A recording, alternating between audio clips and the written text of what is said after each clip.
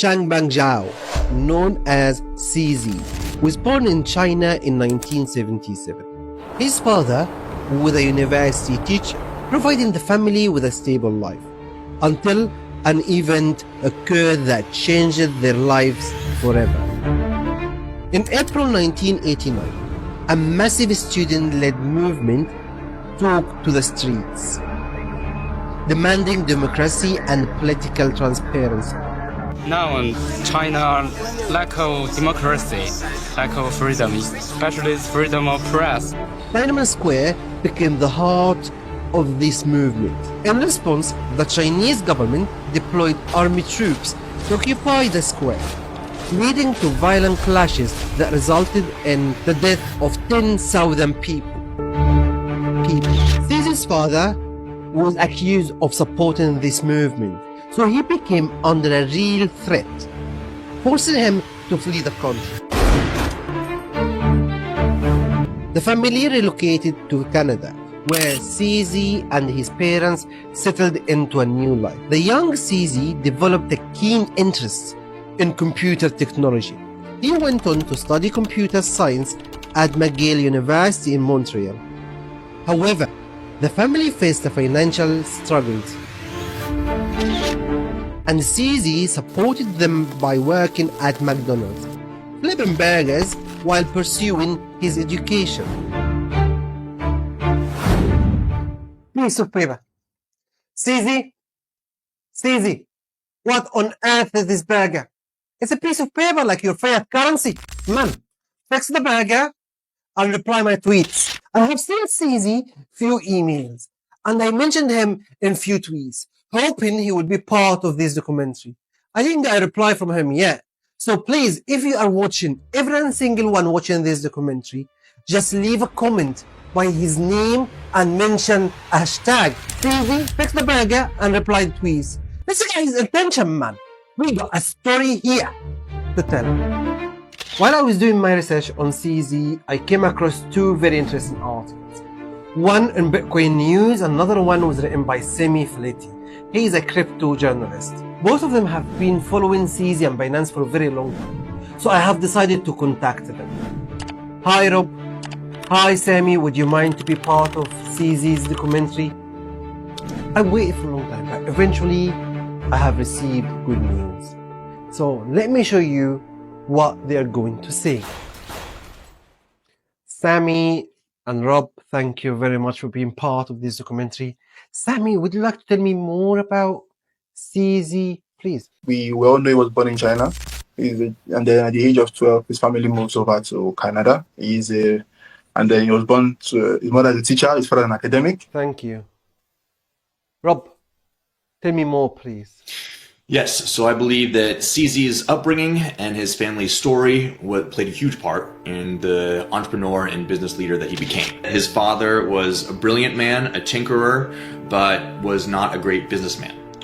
So I think it's common for sons to look up to their fathers, but at the same time try to outperform them and be better than them in some way. And I think CZ decided that, okay, my dad's a very smart guy, so I want to be smart, but I also want to be as best of a businessman that I can possibly be. We're able to see CZ's, interest in the financial market as early as when he's done with school. That is when we are able to get documented record of this. After university, I went to Tokyo to work. I worked in Tokyo for 4 years, and then went to New York for 4 years to work for Bloomberg. And then in 2005, I returned to Shanghai to do a startup together with 5 other founders. So there's 6 partners in the startup. That company is still there. In 2013, I decided to leave that company after 8 years, and I decided to jump full into crypto. When CZ learns about Bitcoin, this is far later, years after his establishment of Fusion Systems. He learns about Bitcoin. We believe that he learns at the poker conversation, apparently. And then, he goes on to invest a lot. Some records say he sold his entire property and through the investment in Bitcoin. So that is definitely some level of risk taking, and his family were not really happy with that. Say some records say. CZ's experience in his past definitely set him up to just thrive as soon as he had started Binance. So he was working at Bloomberg, working on financial technology, financial software, especially futures trading. He then took that expertise of trading and went to OKCoin, one of the initial crypto exchanges, and there he was head of business development, and he learned the operational challenges and opportunities of running a crypto exchange while there. His internship at the Tokyo Exchange, where we learned that he worked as a subcontractor, apparently.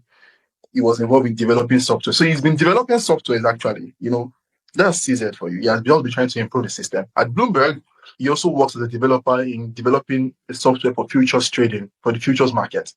We also see that. And then he moves on to OKCoin, and then he goes on to be the chief technology officer. So you can see it's a journey. And then definitely, you can't be surprised why someone with all this experience creates something like Binance. In 2017, CZ decided to open a startup in the financial industry. A company, he called it Binance. And actually, Binance is one of the world's largest crypto exchanges. It's easy to use, it's fast, it's got very high liquidity, low fees.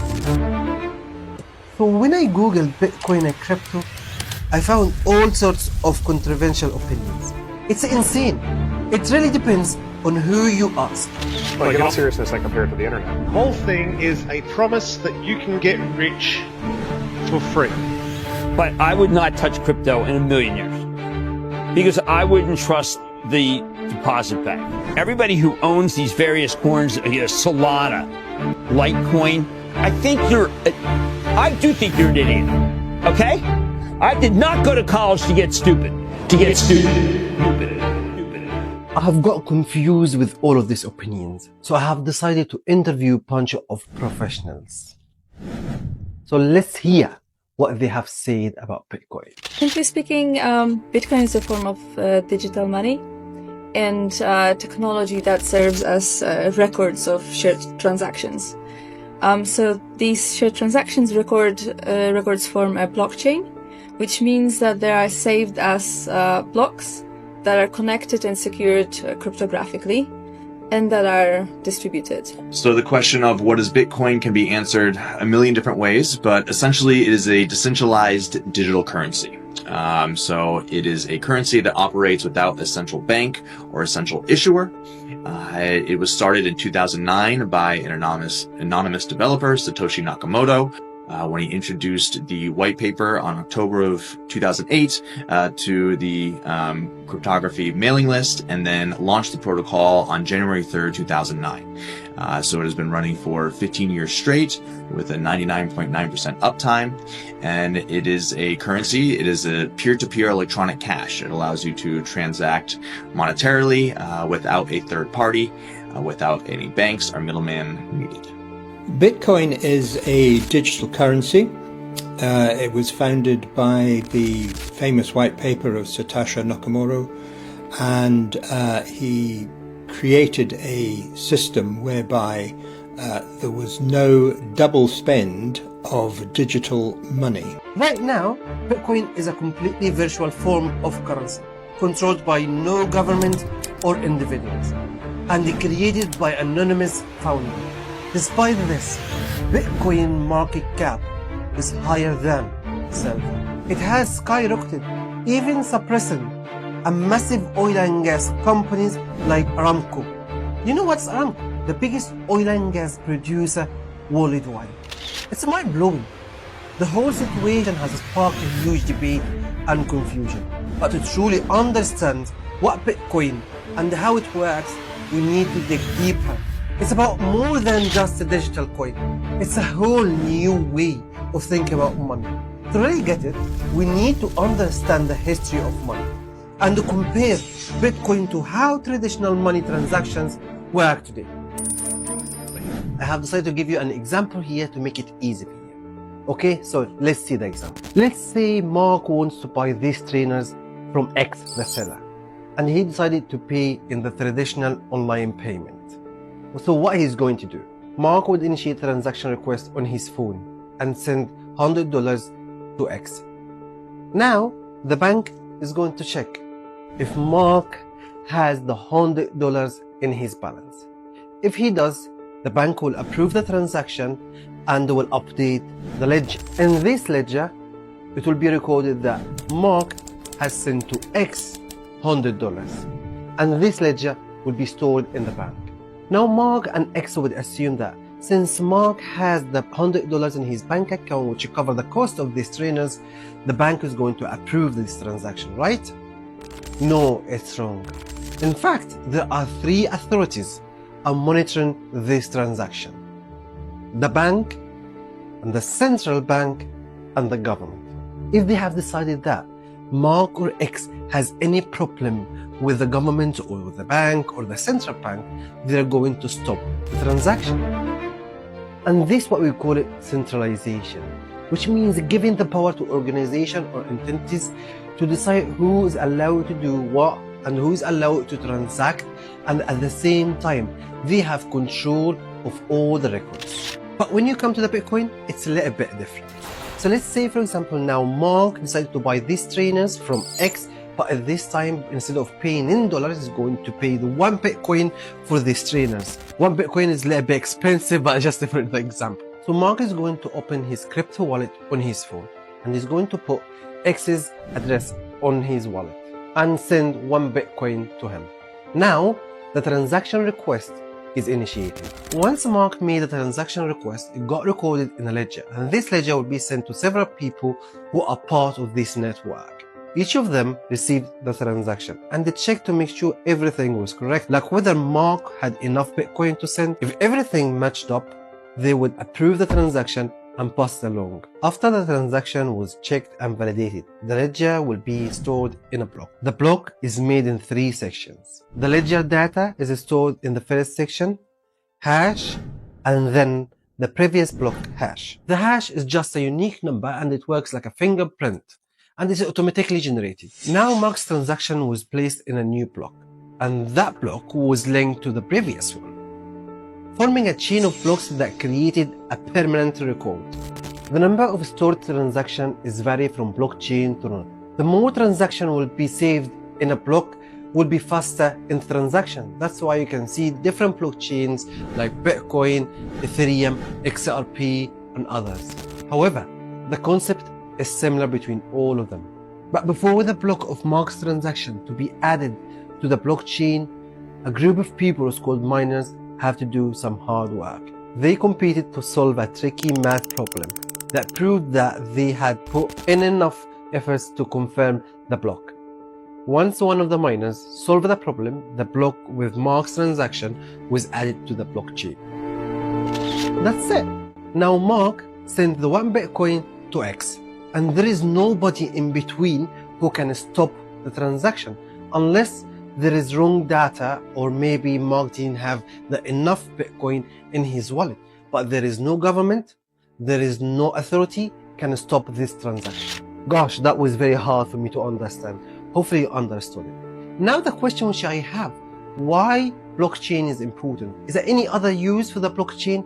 So let's hear what the professionals say about it. So what I've seen most common is in healthcare, and supply chain management, and in cybersecurity. Those are the 3 top industries that we've been seeing beyond finance that have benefited from decentralization, whether it's in terms of managing the data, right, being able to track in real time, helping identify certain issues.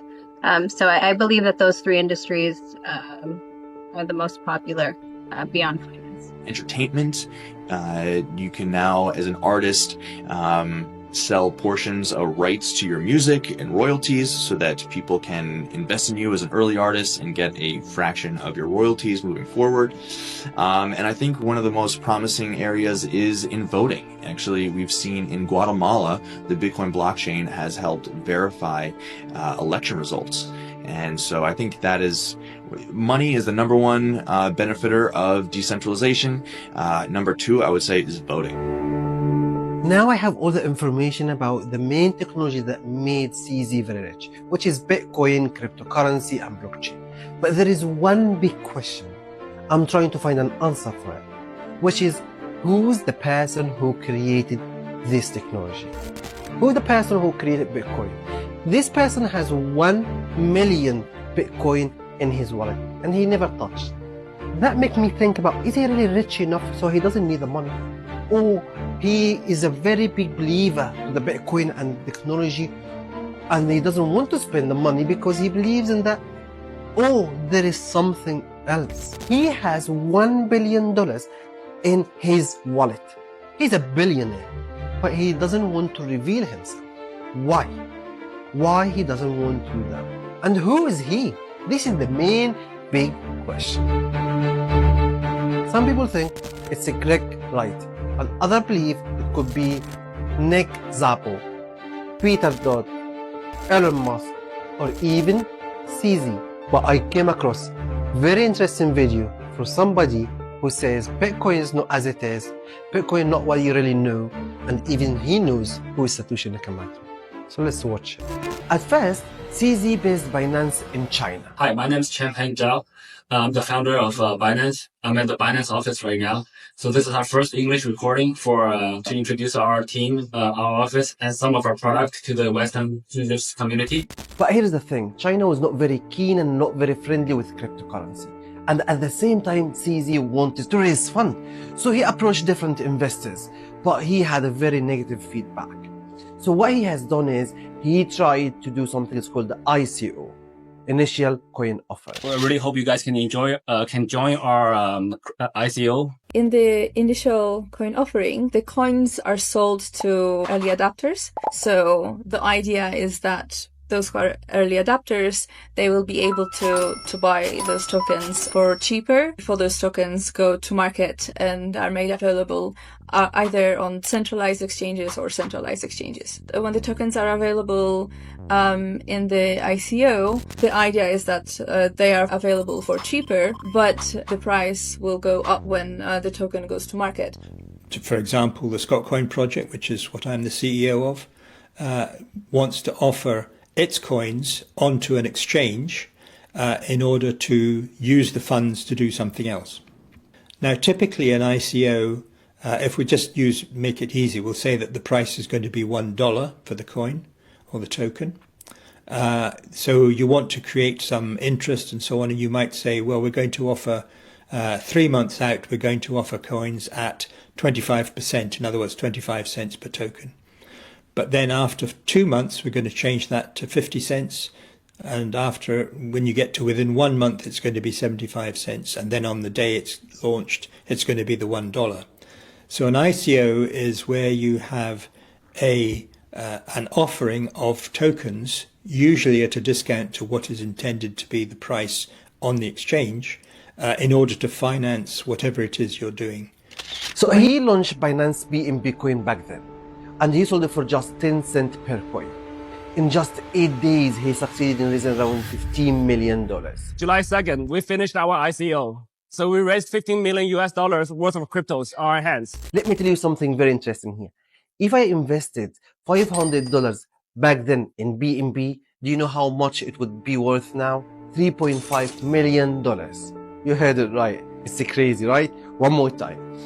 $500 back then in BNB coin would worth now $3.5 million.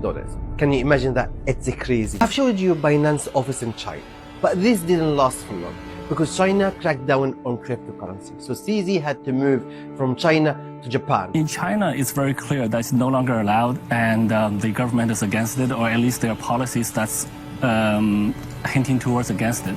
So we moved out of China. I'm in Tokyo right now, personally. He didn't last in there for long, and he had to move again to Malta this time. Our key office is in Malta. Here's the thing, with all of these problems Binance CZ faced, he had to move from country to another, problem with China, Japan, Malta. In 2018, and within only 6 months, Binance became the largest crypto exchange in the world by trading volume, with market capitalization of 1.3 billion. But with this success came challenges. On the 7th of May 2019, CZ was about to lose whatever he has built in the last 2 years within 4 minutes. Yes, as you heard it, within 4 minutes. The story starts when CZ tweeted that Binance has unscheduled maintenance for the platform, and he assured all users that their fund were secured. Now that made a lot of people panicking. Why he assured them that their funds are secured while he just trying to do maintenance for the platform. Within 2 hours, the worst was confirmed. Binance announced that one of their wallets had been hacked and they lost 7,000 Bitcoin within 4 minutes. But this insight showed me another side of CZ's personality, which is reliability. He assured all users whatever has been lost will be replaced immediately and every single user will be compensated. After the hack, CZ didn't just sit back. In 2019, they launched Binance Chain. Binance Smart Chain is a 100% Ethereum virtual machine compatible smart chain. This allows Ethereum Solidity developers to easily migrate to a blockchain that's faster and cheaper. This move gave BNB coin real utility, driving the price of BNB coin even higher. By the end of the year, BNB market cap reached to $3.1 billion. And it didn't just stop there. Binance also introduced its own stablecoin, Binance USD, pegged to the US dollar to maintain price stability. So what is a stablecoin? A stablecoin backed by money or anything else, when it fell, bought some to get rid of them and make it more valuable, and conversely when it rose it sold some to make the value go down. Let me stop you here and remind you what happened so far with CZ for the last 3 years, from 2017 to almost 2020. 2017 he launched Binance and he made a lot of money from the ICO. In 2018 they had the big hack.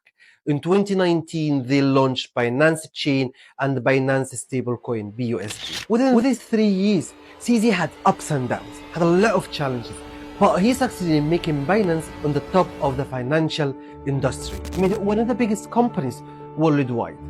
However, this made a lot of people who are supporting the traditional finance system to be really unhappy. And here comes the role of the media. See what happened with the Forbes in 2020.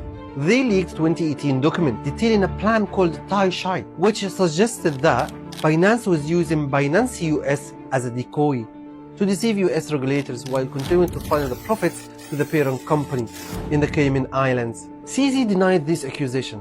However, the leak triggered investigations, including one by the IRS, into potential illegal transactions involving US residents. Any normal human being would give up, but CZ didn't. In October 2021, CZ rolled out PEP 95 upgrade. It's an upgrade designed to burn more BNB token, reducing the supply and driving up the price. A month later, he introduced the BNB auto burn system, which would automatically adjust quarterly burns with a cap of 100 million BNB. Beyond the technicality of this upgrade and its effect on BNB token, it sent a very good signal to everybody that BNB and Binance were here to stay. Binance here to stay. It's a huge word, I know that, and a big claim. 100% I agree with that. But when you think about it, Binance has been there for 7 years and just getting bigger and bigger. And that happened because of CZ's marketing strategy. His cornerstone for this marketing strategy was how he convinced every single person that Binance is trustworthy. There was very high demand for trust. We launched our platform. We were very transparent. We were very open. My name's out there. We protected users very well at using at each major decision points, where many times it costs us a lot of money. But we made those decisions. We built trust. Another brilliant technique that CZ has been following in his marketing strategy, which is how he invested in 417 projects over time in the crypto industry. So what happened is all of these users for this project came to Binance, and by this way the user base increased, and the fans for crypto and the fans for CZ and Binance has been expanding over time. Another technique which I think that was not only useful for CZ and Binance, but also is very useful for every single project in the crypto industry, which is focusing on the good cause for the crypto industry. So they were donating a lot of money for different charities around the world. They contributed to the African countries. They paid money to the Ukrainian war. So by this way, people are starting to trust the crypto and CZ and Binance. CZ and Binance have the money, so they can do marketing as they want. I agree with that, and they can pay a lot of money. And that became very obvious when they collaborated with the main big influencers on the market. Like, for example, Cristiano Ronaldo. Binance adverts, always about storytelling, because we all have a great story to tell. One that starts with a humble beginning, where we work hard, dream big. The marketing is working very well. So you can see CZ and Binance have a huge base of fans and users. I came across very interesting Twitter account is called WhaleFund. This guy kept tweeting a lot about CZ. So I tried to reach out to him and ask him, why do you really like CZ? When I reached out to WhaleFund on Telegram, he replied back to me saying, without CZ, we wouldn't see all of this adoption in the crypto industry. I totally agree. And I told you before, without CZ, we wouldn't see all of this adoption, all of these users. A lot of people really trust in Binance and CZ, and they started trading on Binance. So I totally agree with them. But I had only one big question. And this question was bugging me a little bit. Do you think this guy, maybe he got paid from CZ or from Binance to promote them? Could be. But when I dig deeper a little bit, I found that this guy has been in the market for a long time, and he has around 440,000 followers on Twitter. WhaleFund even mentioned that he was part of Shiba Inu in a very early stage, before it goes very, very high like that. Now it's around 1,000x of the initial price. So if WhaleFund invested $1,000 back then, now that would be equal $1 million. The other thing, WhaleFund is part of a project called Mega, which is $500 million market cap project. So I don't think he really needs money, but I'll give you one more thing about him. This guy is working on a new project that's called Mars, and it has a lot of adoption. So I would say, from my point of view, this guy is reliable. And this guy, I don't think he would get paid from CZ or Binance to promote them, because he has a lot of money. So that shows how much people really like CZ and Binance and like their impact on the market, because if they didn't have impact on the market, they wouldn't support them, right?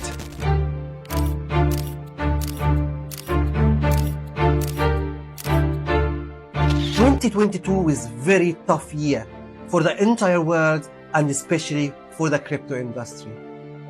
Russia making it easier for Vladimir Putin to use nuclear weapons due to, quote, Western actions related to the war in Ukraine.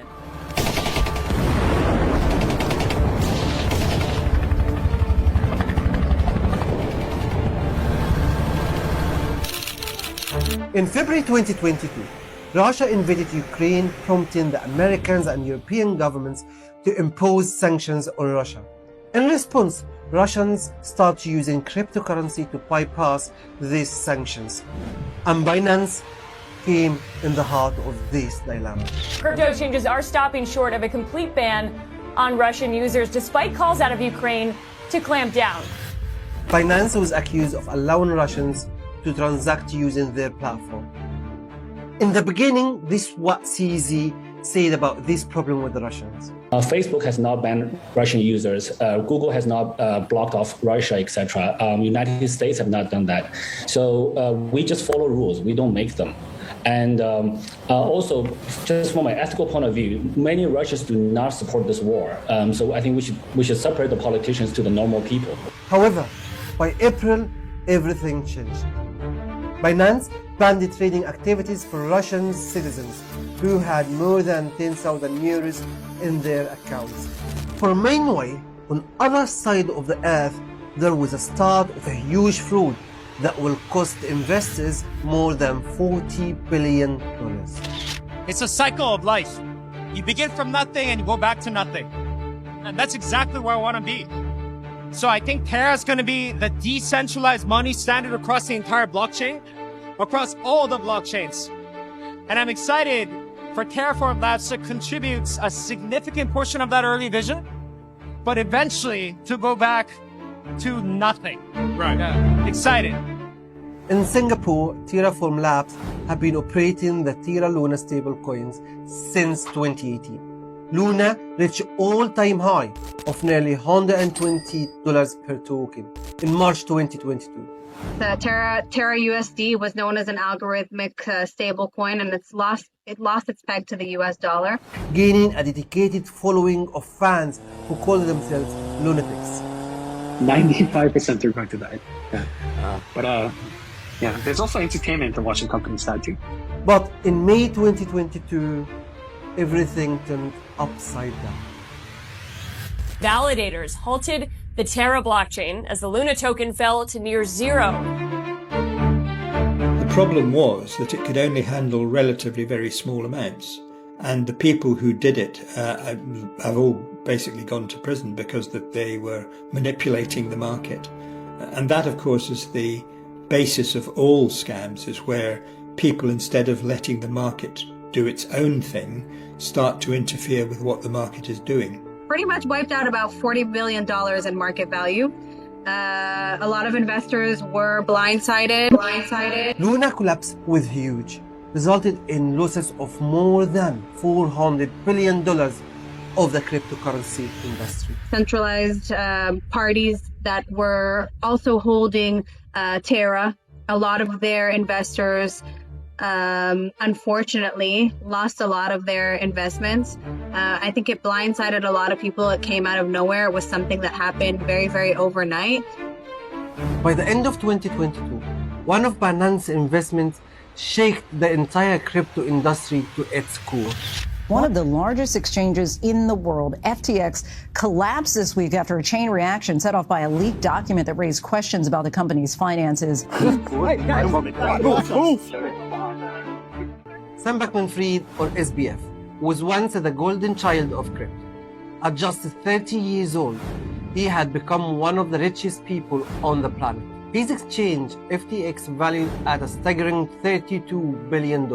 He was everywhere, on the covers of magazines, features in the interviews, and even compared to Warren Buffett. Actually, Sam gained very strong and solid reputation in the crypto market. As he graduated from MIT, his parents were professors and had a very humble life with shorts and t-shirts. He was that kind of guy who convinced people he cares about legacy and cares about others. I don't give a shit about my legacy. Like, I care about the impact that I have. He was very, very convincing. And FTX became not just a company. It was a brand with high-profile investors, including Binance, with a list of celebrities like Tom Brady and even Larry David. FTX? It's a safe and easy way to get into crypto. Yeah, I don't think so. All of them believed in Sam and FTX because FTX brand was everywhere, on a stadium, Formula One, and many others. The market worked very well, and customers flooded in, but things were changing.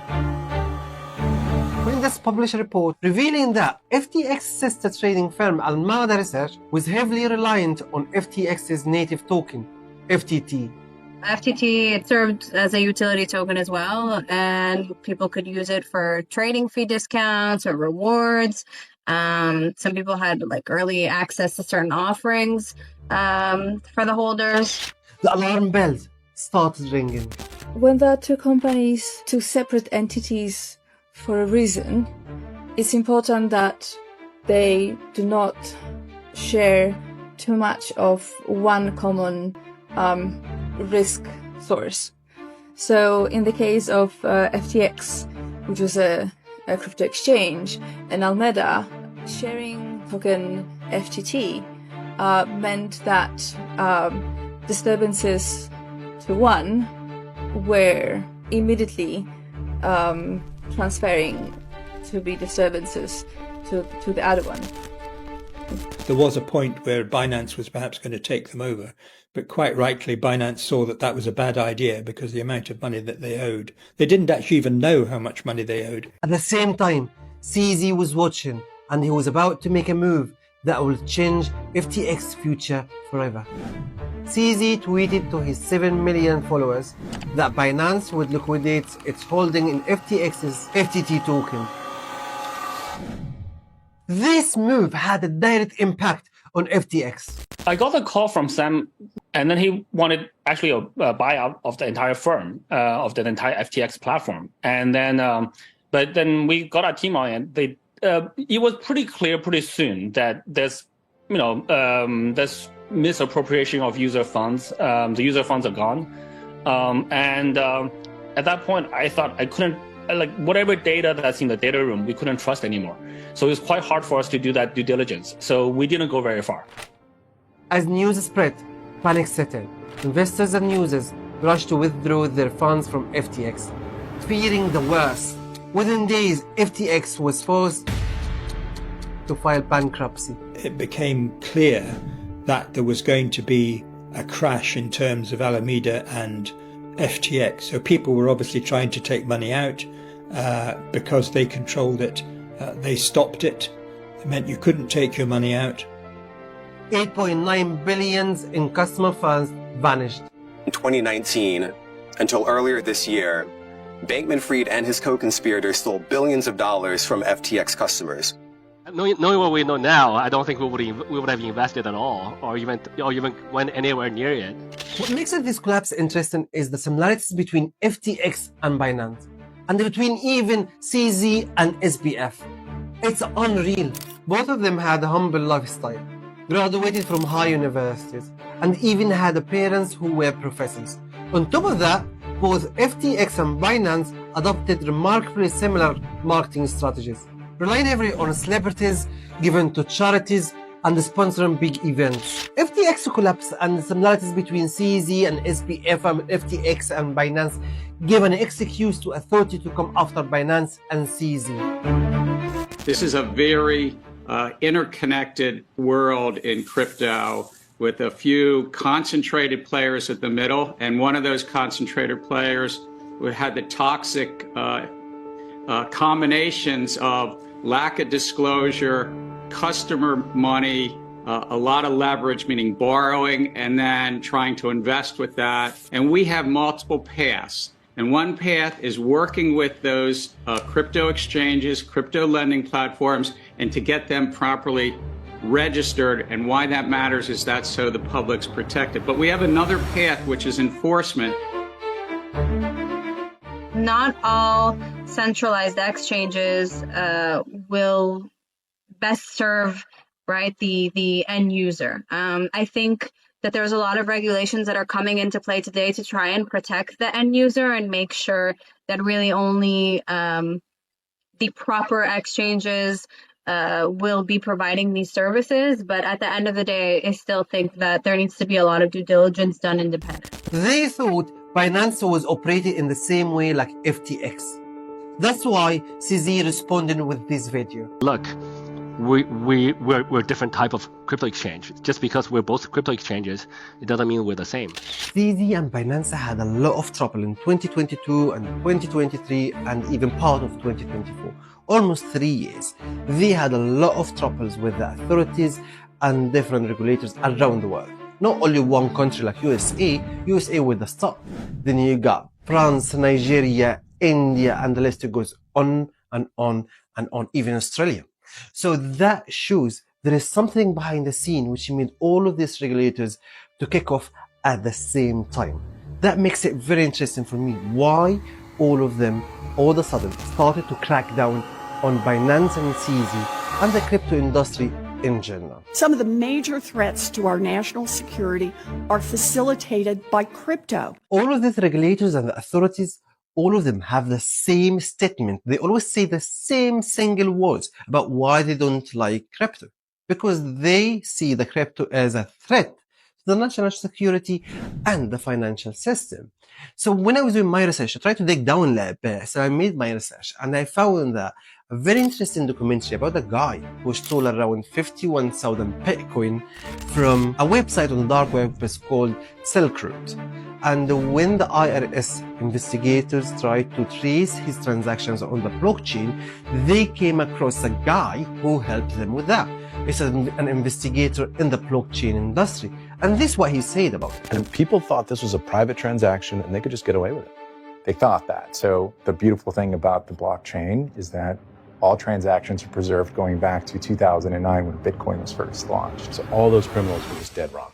It wasn't private. It wasn't private, right? So Jimmy Zong stole around 51,000 Bitcoin, as I told you. But with the help of the blockchain investigator, they succeeded in tracing his transactions over the year. So now they claim that crypto is a threat to the national security. It's a little bit funny. I don't really believe it now, because they can trace anybody's transactions on the blockchain and it's always recorded in there. So it will never be deleted over time. So why they are saying that? What is the other reason they are talking about? Oh yeah, the financial system. It's a threat to the financial system. So that could be the case. Let's look into it. When they say financial system, do they mean the central banks, or the Ministry of Finance, or the private banks? So if we talk about the central banks and the Ministry of Finance, both of them are government bodies. So I don't think I would be that concerned about it. I think when they say financial system, they talk about the private banks, the big companies who really make the money from my money and your money, right? So what I have decided to ask our professionals about what is the history of money, how the money has been invented, how the money has been made in first place, and how the banks get involved in our day-to-day lives over 100 or 200 years ago. The history of money goes back to the root of human civilization.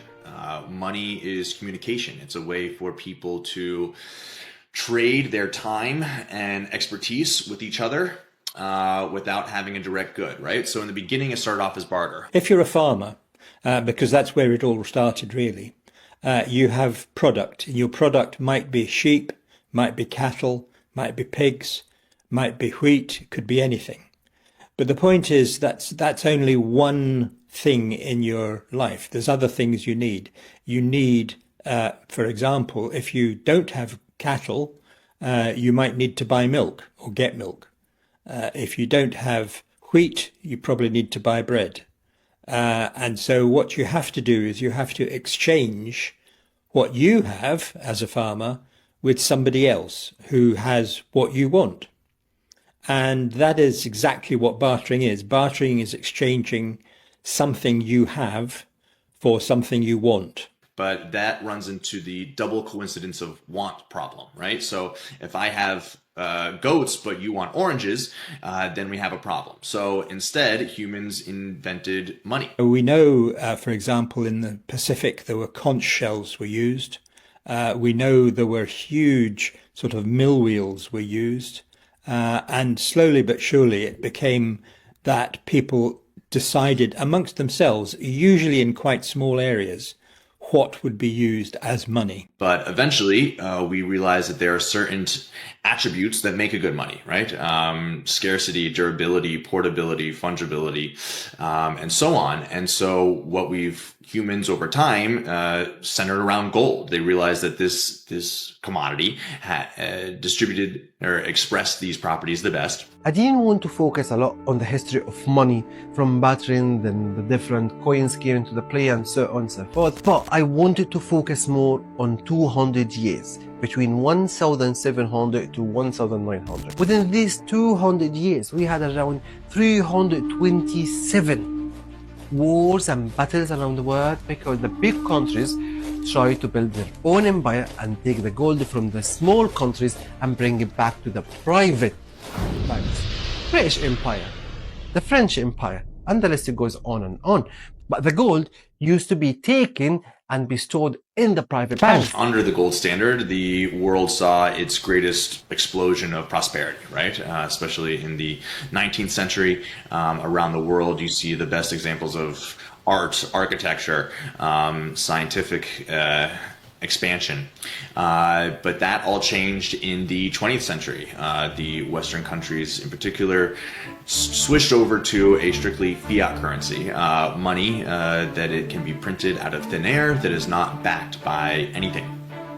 And in doing so, they created a system where a lot of democracies in the world, the citizens of those countries will vote for themselves to get as many free things as possible. And when you have a fiat money printer, that is possible. So the governments decided that they could accrue as much debt to keep themselves in office, rack up the debt and push it off to future generations.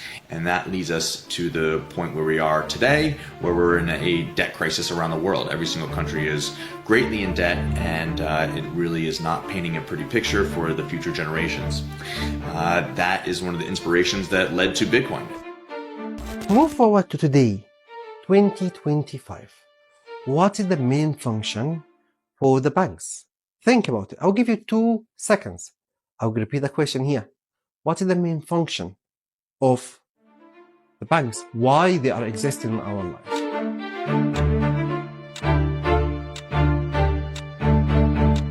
Banks are existing because they facilitate transactions between me and you, between him and her, right? But there is other thing which is very, very fascinating. I would like you to understand it 100%. So please, come here and focus. Actually, the bank takes the money from you and lend it to me and him and her, right? Then he takes interest from us and he takes his profit and give you your interest. So now technically the bank doesn't store money. He is trading in your money. He is trading in your cash. So think about it now. The banks are using my money and your money to invest it and lend it and trading and do whatever, and they make their own profit. So without our money, they will not be able to do that. So when me and you decide to have peer-to-peer transaction over the blockchain and cryptocurrency, the banks will never make money. And this is the big problem with them. This is a very huge problem. That's why we have a huge battle between the banks and the centralized exchanges, between the banks and decentralized exchanges. They hate this new industry because it doesn't support them. It doesn't give them enough money. Just makes it between me and you. Now the banks have the financial power. They will stop at nothing, trying to bring down the crypto industry, trying to bring down every single person who really involved in this new revolution. Do you think they're going to succeed? Because now their fight is not only with the CZ or Binance or the big projects in the crypto industry. Their fights are with us, with people who really believe in the cryptocurrency. Do you think they're going to succeed in that? Let me tell you something. You need to hold your horses because I have very big news for you, but that will be later on in this video. But let me tell you about one more thing, or let me ask you one big question. Do you think these banks, with their financial power, paid regulators and authorities to crack down on crypto industry, like crack down on Binance and CZ? If you're going to ask me this question, I have no answer for it. Or, to be more specific, I haven't got an evidence that supports my answer on this question. But there is a very good video for somebody's very, very interesting figure, may give us a clue. Let's watch it. But having been around commercial banks for a long time, they are pretty ambitious and very good at making money as well. They deeply understand that every idea that's pitched to them is somebody who currently is small but wants to get big and gain market power. So they're also always thinking about how to ensure that there's a check to slow down your startup from gaining market power 5, 10, and 15 years from now. They don't want you to be the next clearinghouse like the Chicago Mercantile Exchange or Intercontinental Exchange. They don't want you to be the next central node of market power. So you might share some of that with them, or you might find an incentive system. You might share some of that with them, or you might find an incentive system. Let me introduce you Gary Gensler, the chairman of the USA Securities and Exchange Commission, SEC. In the last 2 or 3 years, he was a very big player against the crypto industry.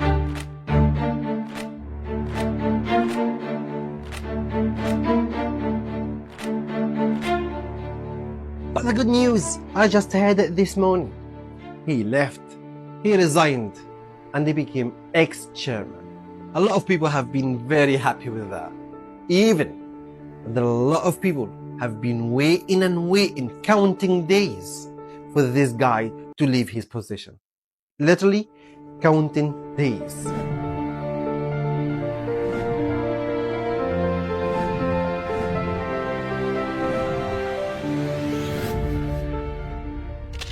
But why a lot of people really didn't like him? I will give you the answer in a second. But let me tell you a little bit about his background. First of all, he came from banking background, traditional banking background. This guy was the youngest partner for the Goldman Sachs. He spent 18 years within this organization. This guy knew the financial system inside out, but he only knew the traditional banking system. But why he became #1 enemy to the crypto industry? Because people didn't like him, because he spent a lot of time fighting against the big players in the crypto industry. He filed suit cases against Binance, XRP, Coinbase, Kraken, and the list goes on and on. He believed in traditional banking system, and he thought the crypto industry needs to run at the same way like the traditional banking system. And this is what he said. Crypto exchanges, crypto intermediaries, many of them are commingling functions we would never allow in the rest of our markets. Gary insisted on making the crypto industry run on the same way like the traditional banking. He forgot this industry is new. It's brand new. It's new industry. It's new technology. You can't run on the same way like traditional banking. But he fought to make both of them are the same, which will never ever happen. That's why he became #1 enemy. But there is one person who I really like. Used this chance to gain more fans from the Bitcoiners. He came to the Bitcoin conference and stood on the stage and said, "On day one, I will fire Gary Gensler and appoint a new SEC chairman."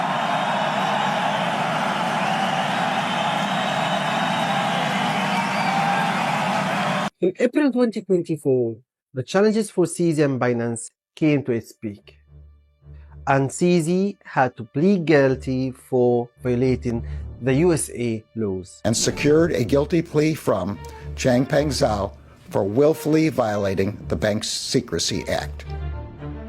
According to the agreement CZ had with the authorities, he had to step down as a CEO and he had to pay millions of dollars as a fine. And also he had to spend 4 months in the prison. On the other side, Binance had to pay billions of dollars as a fine for their violation to the USA laws. The Justice Department is requiring Binance to pay $4.3 billion in penalties and forfeitures. This is one of the largest penalties we have ever obtained from a corporate defendant in a criminal matter. Binance was accused that they were not following proper money laundering regulations, that they were not checking where the money was coming from, so they were not doing appropriate KYC, so know your customer. According to court documents, one Binance compliance staffer wrote, and this is a quote, "We need a banner, is washing drunk money too hard these days? Come to Binance, we got cake for you." End of quote. So that clearly was something that the company was aware of. And the third point that Binance was accused of was operating in USA without a license. But this is the most important part of this case, that CZ hasn't been charged with fraudulent or stealing the user's fund, which is very important because users trust CZ and Binance. So if he did steal money of the users or made any fraudulent, that would be different ball game. The biggest difference between the FTX case and Binance was that FTX actually defrauded customers' money, while Binance was not accused of that. Binance was accused of not observing the anti-money laundering regulation and not running with appropriate licenses. So that's seen as a different scale. After 4 months in the prison, CZ came out to find everything totally different. He became number 24th in the richest men on earth, with a net worth of $66.6 billion. Then Donald Trump won the election and became very big fan of the crypto industry. So that also very positive news for CZ and Binance and the entire crypto industry. Even Donald Trump has his own meme coin, and even his wife has her own meme coin. A part of Donald Trump and his wife's meme coin, because I didn't look into it too much, I think Donald Trump is making a huge favor to the human being. He's trying to make the Bitcoin as a national reserve. You know what does it mean? Bitcoin will not be only a digital asset. It will be a real digital gold. This is huge because this decision will not only have a positive impact on Bitcoin, it will also have an impact on all digital coins. And now, because of that, I'm going to give you the answer for the question I asked you earlier. Do you think the banks are going to win the fight against people adoption to the different digital coins? No, will never happen. And this is what Gary Gensler said before he leaves. I think that Bitcoin is a highly speculative, volatile asset, but with 7 billion people around the globe, 7 billion people want to trade it, just like we do have gold for 10,000 years. We have Bitcoin. It might be something else in the future as well. That's why the banks now are using XRP for internal transactions. The Ripple's going to be the track that everything's going to be running on in the future. So they created their own stable coin right now. Okay. And Bank of America, like I said, they were doing 100% of their internal transactions. They've got 83 different patents on it. This is also huge. So now, who won? People won this long fight with the traditional banking system. But let me give you a huge claim here, and it's on my responsibility here. I believe CZ was a victim of only one battle between the traditional banking system and the digital coins. The war will keep going. A lot of people will be victims. But let's, for now, enjoy what we have. And let's see what the future brings. In this documentary, we viewed everything about CZ, from being child all the way being in the prison. We had his ups and downs, how he built Binance. We came to know how the Bitcoin works. We knew who is Satoshi Nakamoto. Oh, somebody knew who is Satoshi Nakamoto. God knows. And finally, we spoke about Gary Gensler and how the traditional banking was a very big in fighting against the cryptocurrency. So let's thank every single person who has been in this documentary.